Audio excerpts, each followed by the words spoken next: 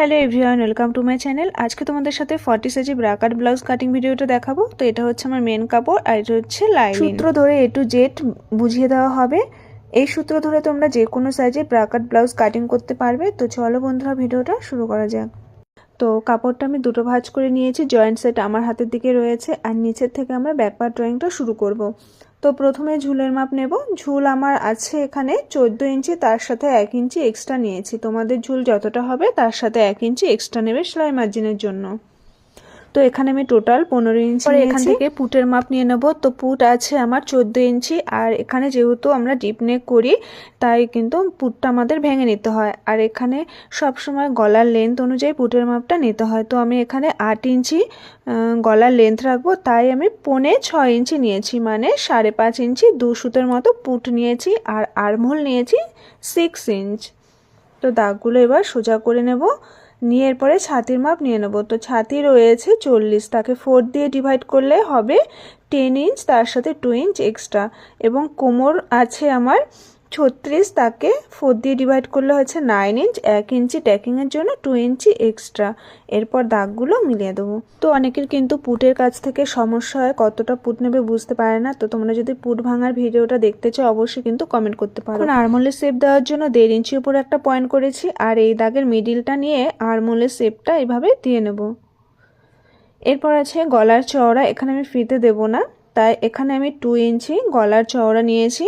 তোমরা ফিতে দিলে তাহলে 2.5 ইঞ্চি নিতে পারো। এরপরে এখান থেকে লম্বা নিয়েছি আমি 8 ইঞ্চ। সেলাইয়ের জন্য, মানে শোল্ডারের কাছ থেকে সেলাই যাবে, তার জন্য এখানে 8.5 ইঞ্চি নিয়েছি। সেলাই করার পরে 8 ইঞ্চ হয়ে যাবে। আর চওড়াটা নিয়েছি 3 ইঞ্চ। নিয়ে দাগটা মিলিয়ে দেবো। আর এখানে আমি গোল গলা করব। তোমরা তোমাদের চয়েস মতো গলার ডিজাইন করে নিতে পারো। তো এইভাবে কিন্তু আমি রাউন্ড শেপ করে নিলাম। এরপরে আসছি টেকিংয়ের জন্য। তো টেকিংটা দেখো, যতটা আমাদের মানে কোমর ছিল সে তাকে হাফ করে নেব। আর লম্বা নেব এখান থেকে 5 ইঞ্চি। তো এটা দুপাশ থেকে হাফ ইঞ্চ যাবে টেকিংয়ের জন্য। তো টেকিং এখানে হয়ে গেছে। আর এখানে কিন্তু শোল্ডার ডাউন করছে না, কারণ এটা বেশি ডিপ গলা হচ্ছে না, তাই শোল্ডার ডাউনের কোনো দরকার নেই। তো এখন কিন্তু কাটিং করে নেব। এখানে আমি ড্রয়িং অনুযায়ী কাটিং করে নিয়েছি। এখন গলার ডিজাইনটা কাটিং করে নিচ্ছি। এরপরে কিন্তু আমরা সামনের পার্ট কাটিং করে নেব। তো দেখো, আমি যেভাবে লাইলিন কাপড়ের উপরে কাটিংটা করছি তোমরা কিন্তু ঠিক সেভাবে কাটিং করবে, তাহলে দেখবে কাপড়টা কিন্তু অনেকটা কম খরচ হবে। কাপড়টা এইভাবে ঘুরিয়ে নিয়েছি, আর আমার হাতের দিকে কাটার সাইড রয়েছে। তো কাটার সাইড থেকে 2 ইঞ্চি পরিমাণ এক্সট্রা কাপড় নিতে হবে। এটা কিন্তু যে কোনো সাইজের জন্য। তো দাগটা সোজা করে নেব। দাগের পর থেকে ব্যাক পার্টের কাপড়টা বসিয়ে নেব। নিয়ে শোল্ডার থেকে আর্মহোল সাইড বরাবর যেমনটা আছে ঠিক তেমনটা মার্ক করে নেব। তো এভাবে মার্ক করে নিয়েছি। এরপর সবার প্রথমে দেখো, সামনের যে তালপাট হয়, তালপাটের জন্য হাফ ইঞ্চি ভেতর থেকে ডাউন করে এইভাবে শেপটা দিয়ে নিলাম।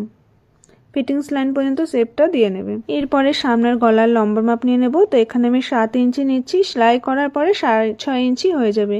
আর এখান থেকে চওড়া নেব 2.5 ইঞ্চি, নিয়ে একটা বক্স করে নেব। এখানে রাউন্ড শেপ করে নেব। তো গলার শেপটা দেখো, এভাবে ভেতর দিক থেকে শেপটা দিয়ে নেব। এটা কিন্তু প্রপার গোল গলা হবে, ঠিক আছে। এরপরে পয়েন্টের মাপ। তো পয়েন্ট আছে আমার 10 ইঞ্চি, তার সাথে 2 ইঞ্চি এক্সট্রা। তোমাদের পয়েন্ট যতটা থাকবে তার সাথে 2 ইঞ্চি এক্সট্রা নেবে। এটা যে কোনো সাইজের জন্য। এটা হচ্ছে সেলাই মার্জিনের জন্য 2 ইঞ্চি এক্সট্রা নিতে হবে। এরপরে এখান থেকে কটুরি মাপ নিয়ে নেব। তো আমাদের সাইজ রয়েছে 40, তাকে 10 দিয়ে ভাগ করতে হবে, তাহলে আসবে 4 ইঞ্চ। তো 4 ইঞ্চ একবার নিলাম, আরও একবার নিয়ে নেব, মানে ডবল করে 4 ইঞ্চ নিয়ে নিয়েছি। আর 1 ইঞ্চি নেব এক্সট্রা সেলাই মার্জিনের জন্য। তো যাদের ফুল বেস্ট খুবই ভারী তারা কিন্তু 1.5 ইঞ্চি এক্সট্রা নিয়ে নেবে। তো এই দাগের মিডিলটা 12 করে নিয়েছি। এরপর আমাদের কটুরি শেপ দিয়ে নিতে হবে। তো এই দাগের ওপর থেকে নেব 1 ইঞ্চি 3 সুত। এই দাগের নিচ থেকে নেব 1 ইঞ্চি 3 সুত। এখান থেকেও নেব 1 ইঞ্চি 3 সুত। আর নিচের থেকে নেব হাফ ইঞ্চি। এটা যে কোনো সাইজের জন্য। এরপরে এই 4টে পয়েন্টকে মিডিলে যোগ করে দেব।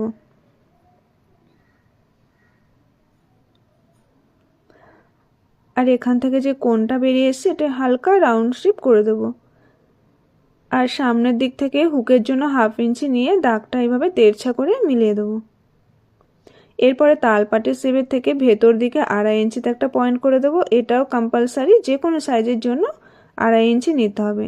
নিয়ে এই শেপটা হালকা দেখো একটা রাউন্ড শেপ চলে এসছে। তো দেখো 1 নম্বর কটরি তৈরি হয়ে গেল।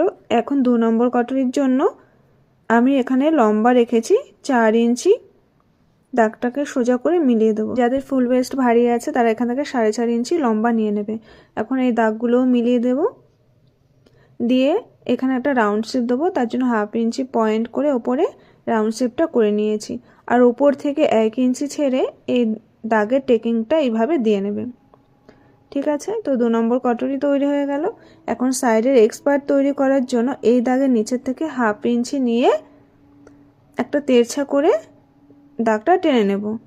তো সাইডের এক্সপার্টটা আমাদের তৈরি হয়ে গেল। এরপরে বেলপাটের ড্রয়িংটা করব। তো এখানে দেখো আমি নিচের থেকে বেলপাটের ড্রয়িংটা কাটবো না, এখানে আমার অনেকটা কাপড় রয়েছে এক্সট্রা, এখান থেকে আমি বেলপাটের ড্রয়িংটা করে নেব।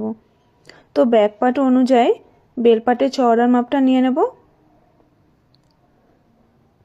তো ব্যাক পার্টের কাপড়টা বসিয়ে এইভাবে চওড়ার মাপটা নিয়ে নেব। এখান থেকে দাগটা সোজা করে মিলিয়ে নেব।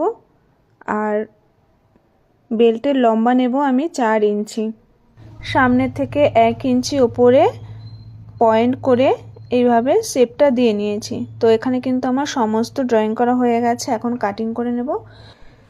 তো যেমনটা ড্রয়িং করা আছে ঠিক তেমনভাবে কাটিং করে নেব। আর তোমরা এইগুলো দিয়ে কিন্তু এইভাবে ডাইস কাটিং করে নিতে পারো, তাতে কিন্তু অনেকটা সময় বাঁচবে। একসাথে তোমরা অনেকগুলো ব্লাউজও কাটিং করে নিতে পারবে। তো ভিডিওটা ভালো লাগলে অবশ্যই বন্ধুদের সাথে শেয়ার করে দেবে, একটা লাইক কমেন্ট করে সাথে থাকবে। তো চলো এবার হচ্ছে হাতা কাটিং করব। দুটো হাতা একই সাথে কাটিং হবে, তাই কাপড়টাকে 4 ভাঁজ করে নিয়েছি। এরপরে সবার প্রথমে লম্বার মাপ নেব। লম্বা যা থাকবে তার সাথে 1 ইঞ্চি এক্সট্রা নিয়েছি, মানে টোটাল 11 ইঞ্চি নিয়েছি। হাতা লম্বা আছে 10 ইঞ্চি। ওপর থেকে 3.5 ইঞ্চি নিচে ডাউন করব এখানে আর্মহোলের শেপ দেওয়ার জন্য। তো ব্যাক পার্ট থেকে আর্মহোলের মাপটা নিয়ে নেব। তো শোল্ডার থেকে ফিটিংস লাইন পর্যন্ত এইভাবে কোণ করে ফিতেটাকে ধরবো। ধরে এখানে এসছে আমার 7.5 ইঞ্চি। তো এখান থেকে 7.5 ইঞ্চি নিয়ে নেব, তার সাথে 2 ইঞ্চি এক্সট্রা, এখানে আমার কম আছে কাপড়, পরে জয়েন্ট করে নেব। এবং মোহরে আছে 10 ইঞ্চি, তার হাফ নেব 5 ইঞ্চি, তার সাথে 2 ইঞ্চি এক্সট্রা নিয়ে দাগগুলো এভাবে মিলিয়ে নেব। আর এখানে আমার যেটুকু কাপড় কম আছে সেটা পরে জয়েন করে নেব। এরপরে ওপর থেকে 2.5 ইঞ্চি মতো ছেড়ে আর্মহোলের শেপটা দিয়ে নেব। ঠিক এইভাবে আর্মহোলের শেপটা দিয়ে নেব। এরপরে নিচের থেকে 1/2 ইঞ্চির মতো নামিয়ে এইভাবে আর্মহোলের শেপটা দিয়ে নেব। এটা কিন্তু এক সাইডেই হবে, ঠিক আছে, সামনের দিকে। তো এখন কাটিং করে নিচ্ছি। তো যেমনটা আমরা লাইনিং করে কাটিং করেছি ঠিক তেমন ভাবে মেন কাপড়ের উপরে কাটিং করে নেবে। তালপাটের শেপটা এখন কাটিনি, সেলাই করার সময় কেটে নেব। তো যেমনটা লাইনিং করে কেটেছি ঠিক তেমনটাই কিন্তু তোমরা মেন কাপড়ের উপর কাটিং করে নেবে। আর এর ফাইনাল লুকটা দেখে নাও। তো ব্লাউজে আমার পাড় ছিল না, তো এই কালারের কাপড় ছিল, তো সেই কাপড়ের দিয়ে আমি পাড়ের মতো করে দিয়েছি। তো ব্লাউজটা কেমন হয়েছে অবশ্যই কিন্তু তোমরা জানাবে। ভালো লাগলে লাইক কমেন্ট শেয়ার দিয়ে সাথে থাকবে। আজকের মতো টাটা।